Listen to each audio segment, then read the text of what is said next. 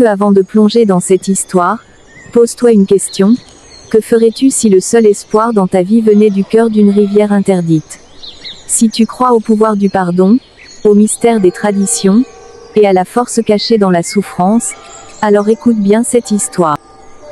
Abonne-toi pour ne rien manquer des récits qui dévoilent les vérités cachées des anciens.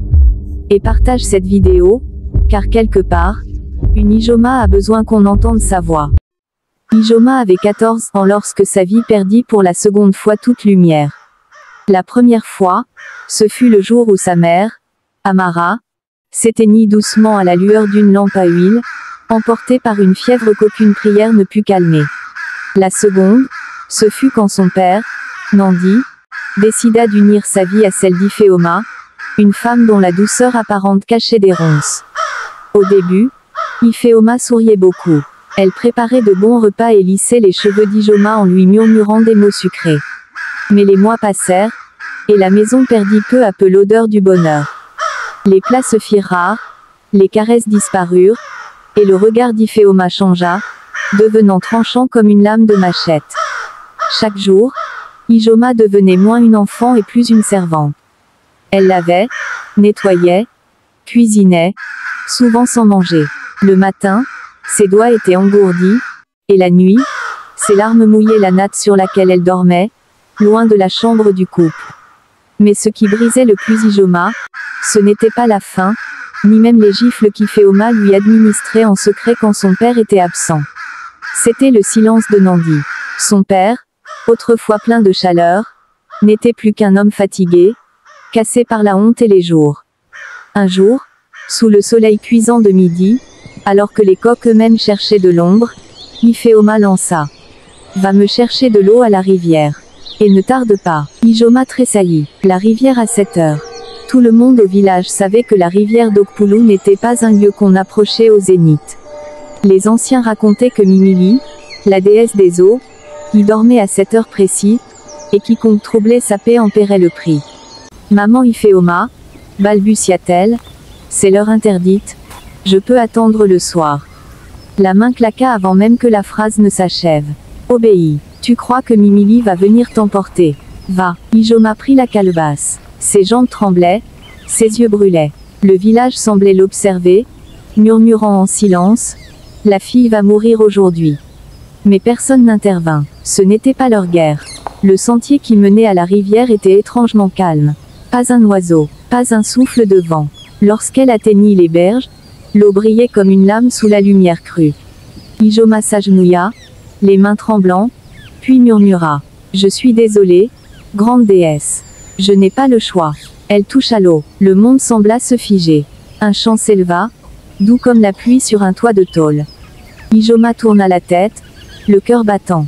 Une silhouette émergeait de l'eau, une femme splendide, avec des cheveux d'algue et des yeux comme de lune. « Tu n'as pas peur de mourir, » dit-elle avec un sourire. « J'ai plus peur de rentrer les mains vides, » répondit Ijoma en baissant la tête. La créature rit. Un rire cristallin, presque humain. « Je m'appelle Nena. Je suis la fille de Mimili. Tu n'as pas à avoir peur. Ta douleur est arrivée jusqu'au abysse. Ma mère t'a entendu. » Ijoma ne sut que dire. Les larmes coulèrent sur ses joues. « Tu veux que je t'aide? » murmura Nena. « Oui. Mais je veux juste une amie. » Nena s'approcha, prit sa main. « Alors je serai là. Chaque fois que tu chanteras ceci. » Elle lui enseigna une mélodie. Étrange, hypnotique. Mais ne dis à personne que nous parlons, même pas à ton reflet. Dès lors, la rivière ne fut plus un lieu de peur, mais de refuge. Ijoma y venait en cachette, chantait doucement, et Nena apparaissait, lui racontant les mystères des profondeurs, la mémoire des poissons, les secrets du vent. L'amitié entre elles devint un baume. Mais Ifeoma restait cruelle. Plus encore. Elle riait lorsqu'Ijoma tombait d'épuisement. Elle l'accusait d'avoir ensorcelé son fils Shima chaque fois que celui-ci pleurait ou tombait malade. Puis un jour, la tragédie frappa le village. Une épidémie étrange se propagea, touchant d'abord les enfants. Shima, le demi-frère d'Ijoma, fut frappé par la fièvre. Les herbes du guérisseur n'y faisaient rien. Le garçon hurlait de douleur la nuit, comme si son corps brûlait de l'intérieur. Ifeoma perdit la raison. Elle accusa les ancêtres, les voisins, même le ciel. Puis elle tomba à genoux devant Ijoma, suppliant. Tu connais des esprits, n'est-ce pas? Aide-le, sauve mon fils. C'était la première fois qu'elle disait, mon fils, en parlant de Shima sans l'accompagner de venin. Ijoma, blessé, la fixa longuement. Pourquoi je le ferais? Parce que je n'ai plus personne. Et moi, tu m'as eu. Le silence fut une gifle. Ijoma partit en courant vers la rivière. Elle chanta. Nena apparut, plus grave que d'habitude. Tu sais que je peux l'aider, mais ça aura un prix. Quel prix? Tu connaîtras la vérité. Je suis prête. Alors Nena lui montra des images. Des souvenirs. La nuit de la mort de sa mère. Une silhouette. Une voix. Ifeoma. Elle avait empoisonné Amara par jalousie.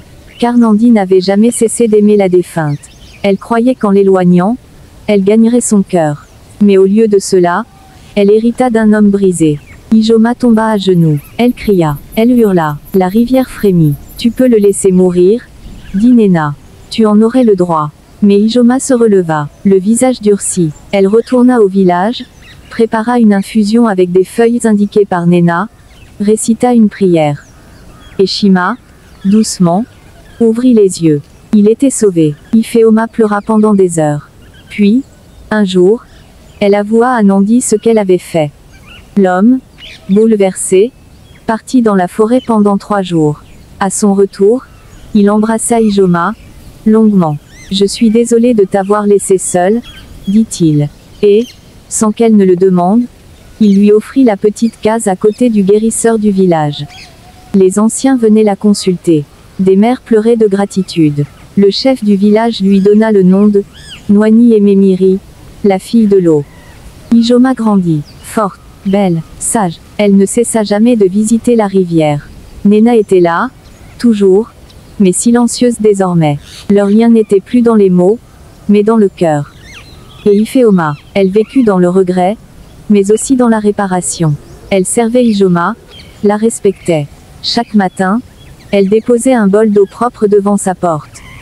Car elle savait, et Ijoma aussi, le pardon est une rivière difficile à traverser, mais au bout, il y a la paix. Si cette histoire t'a touché, souviens-toi, même les douleurs les plus profondes peuvent devenir des sources de lumière. Feu Ijoma nous enseigne que la vengeance affaiblit, mais le pardon transforme. Abonne-toi pour découvrir d'autres récits inspirés des sagesses africaines, et partage cette histoire autour de toi. Quelqu'un, quelque part, a besoin de croire que les blessures peuvent guérir.